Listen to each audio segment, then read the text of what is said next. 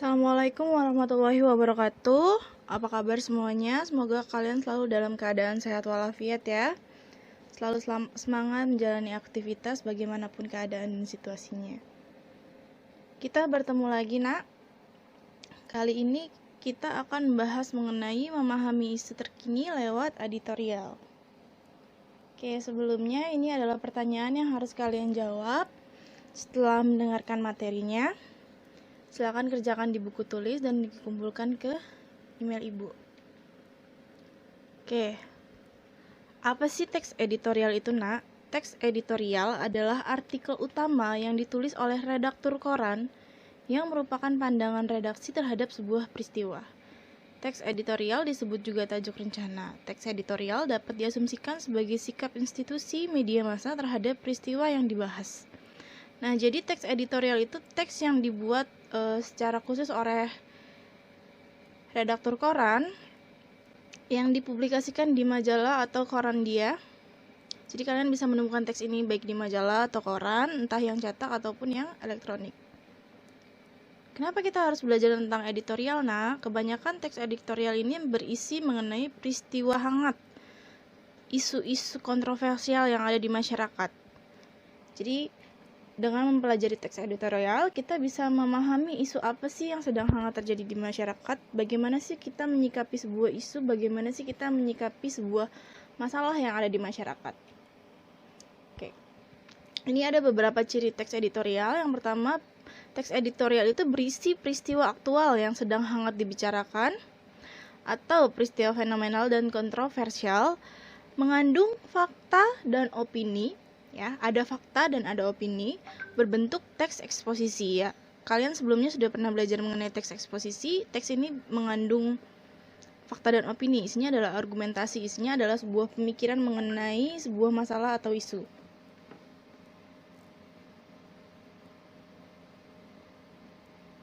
Yang sedang beredar di masyarakat.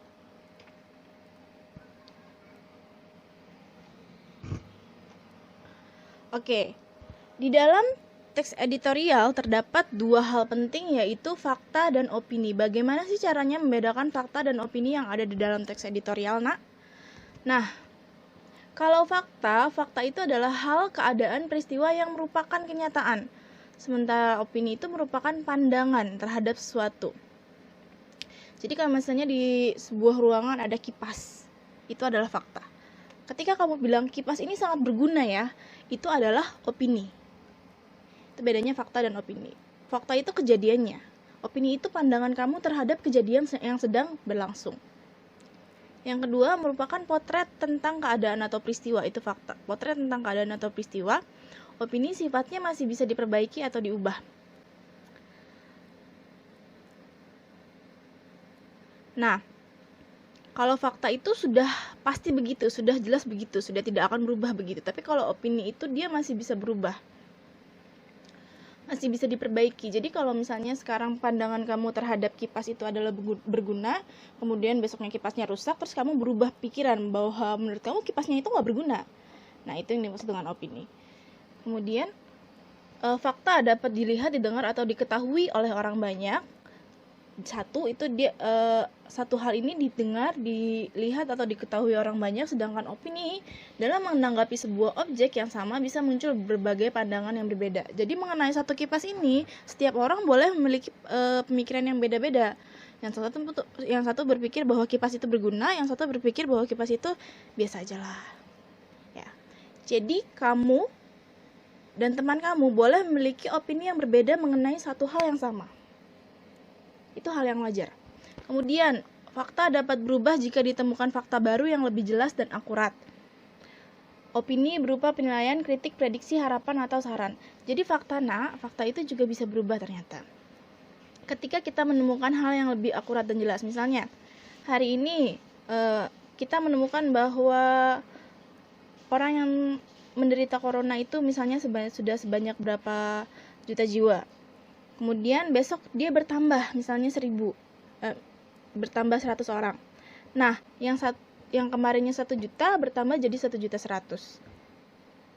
fakta yang kemarin 1 juta benar nggak? Benar. Tapi kemudian hari esoknya bertambah 100, itu juga benar nggak? Benar. Nah, itu yang dimaksud dengan fakta bisa berubah. Ketika kamu menemukan data yang lebih jelas, yang lebih akurat, maka faktanya bisa menyesuaikan dengan keadaan itu. Lalu isu dalam teks editorial. Isu itu apa sih, Nak? Isu itu masalah. Isu itu hal yang dibicarakan oleh banyak orang, masalah yang dibicarakan oleh banyak orang, masalah yang ada di dalam masyarakat, itu yang dimaksud dengan isu. Berita atau masalah yang bisa dijadikan bahan menulis teks editorial tidak sembarangan dipilih. Nah, jadi isu itu nggak bisa kamu sembarangan masukkan ke dalam teks editorial. Isu ini ada syarat tertentu sehingga dia bisa masuk ke dalam editorial, yaitu dia harus bersifat aktual, fenomenal, atau kontroversial.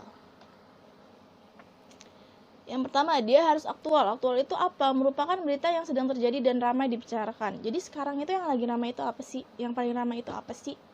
Kemudian fenomenal, bersifat luar biasa karena menyangkut hajat hidup banyak orang. Kemudian kontroversial, menimbulkan perdebatan dari berbagai pihak atau kalangan. Jadi ini adalah syarat sebuah isu bisa dikatakan sebagai bisa dimasukkan ke dalam teks editorial. Oke, ternyata sampai situ. Sebelum Ibu tutup, kalau kalian, nah, di sini Ibu punya contoh editorialnya Tempo, ya. Kalian bisa cari di Google. Kalian tinggal kata kuncinya bisa editorial Tempo, nanti akan muncul. Nah, kalian bisa baca. Ini contoh teks editorial dari koran Tempo. Nah, isu seperti apa yang diangkat, bagaimana isinya, mana yang opini, mana yang fakta, kalian bisa baca ya. Dan kalian bisa coba cari tahu. Silakan coba dilihat. Oke. Ada banyak. Ini adalah pandangan-pandangan Tempo, koran Tempo mengenai isu yang ada di masyarakat. Ya, bagaimana pandangan mereka, bagaimana sikap mereka terhadap isu ini. Oke, itu tadi semua yang bisa Ibu sampaikan. Terima kasih sudah mendengarkan. Jangan lupa dikerjakan tugasnya, kirim tepat waktu. Ibu tutup pertemuan kali ini. Semoga apa yang Ibu sampaikan menjadi berkah untuk kita semua. Wassalamualaikum warahmatullahi wabarakatuh.